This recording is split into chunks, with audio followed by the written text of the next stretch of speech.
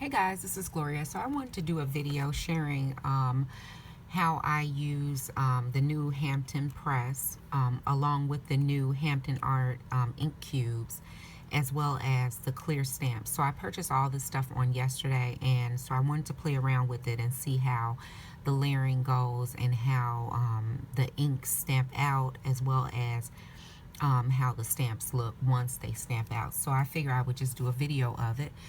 So I did take all of the little cubes out of the plastic. They come in like a plastic sleeve like this, and then they also come wrapped in plastic like this, and then so you have to kind of cut all of that stuff away.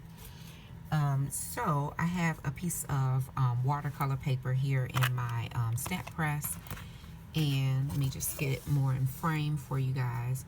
And so what I'm going to do is I'm just going to ink up this clear stamp. So this clear stamp is the Hampton Art clear stamp, and I guess it's just a rose. It doesn't have a name on it. It just has a number on it, and this is the number here, XCO754.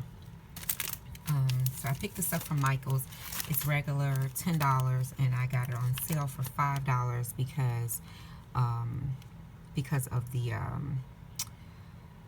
coupon that I used. So I'm just going to put it inside the stamp press and close it down. I didn't have to do it very roughly, and I think that you're supposed to start with the lightest ink that you want to use. So I'm going to start with, I'm not going to start with the lightest ink. This is the lightest ink that comes in that pack. So what I figured I would do is start with the second lightest, which is this one. And so I'm just going to ink up the stamp. And I'm going to tell you, I don't know. First inking, and I don't really like the way it inks up. Let me just turn this around so I can show you guys what it looks like. So the ink kind of pools on top of the stamp, and I guess it's because it's a clear stamp. I don't know, and these are dye inks, but they're meant to be used together, so it's kind of weird. But anyway, let's stamp it down and see what it stamps like. And this is watercolor paper, but I'm using the back side, which is the more smooth side of the watercolor paper. And that is what my first stamp looks like. Very splotchy. You can see where I tap the ink cube onto the stamp. I don't like it at all. But because we're using the Stamp Perfect, we can ink it up again. Oh, and I don't like the fact that the ink pad is actually pulling away from the cube. It's like sticking more to the stamp than to the cube, but that's okay. And so I'm just going to ink it up again and see how that goes. And again, to me, it looks very splotchy. I think that dye ink is supposed to settle after a while, but I don't know. So that is what it looks like after the second inking. And I'm not going to ink it again. I'm just going to clean my stamp. And I just have some little wipes that I got from Michael's over here to the side. I'm going to put that one back in the pack and get the next stamp out.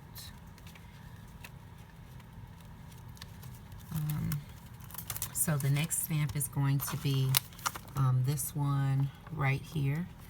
And so you just kind of position it on top of the first one, and then close the little door again, pick the stamp up, and then I'm going to use the next ink up, which is this one here, and ink up the stamp.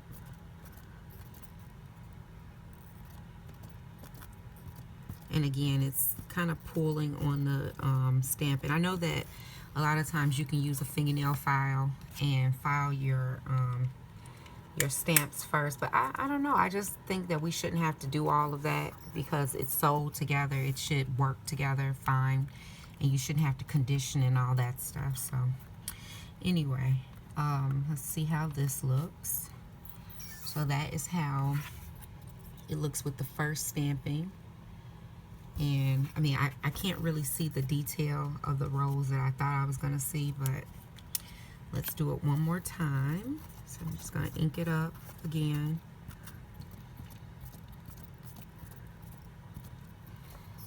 And close that down.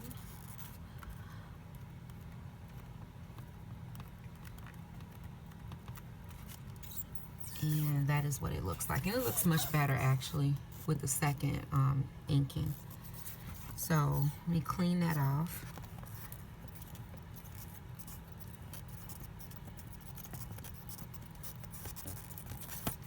And we will go to the third and final step in this stamp, in this grouping, which is this one right here. It's this one here. And and we just need to position that one on top and close it down. And then the other thing is, this stamp set doesn't give you any directions on what to ink first or how to ink up your image and stuff like that. I'm just kind of going on what I've seen other people do in other videos and stuff like that.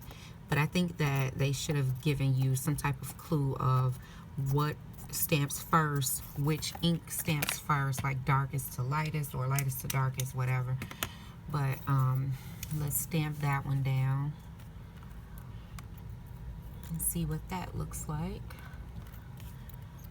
So that is what that looks like after the first stamping. And just to be consistent, we're gonna ink that up again.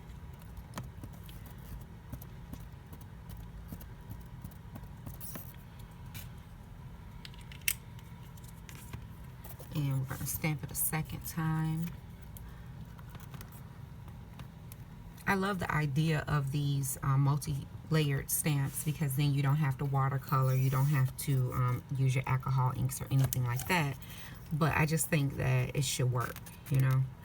And so that is it. And let me just pull this up so you guys can see it a little bit better. I mean, I think that it's okay. It's not, to me, it's not the best image because of the splotchiness, and I don't know if it's the stamp or if it's the ink. But I just don't like the splotchiness that's left behind. I mean, it does look like a rose, but I don't know. I'm not really sold on the ink that they use with the stamps that they have. So I am going to try to see if I have any other type of layering stamps that are not clear stamps, and see how those may ink up with the inks, and see if I can do the same technique and see if there's a difference. I really don't want to condition the stamps or, you know, use a fingernail file or anything like that, because I just don't think that you should have to do that for a set of items that's supposed to work together. They're sold to work together, so I don't know.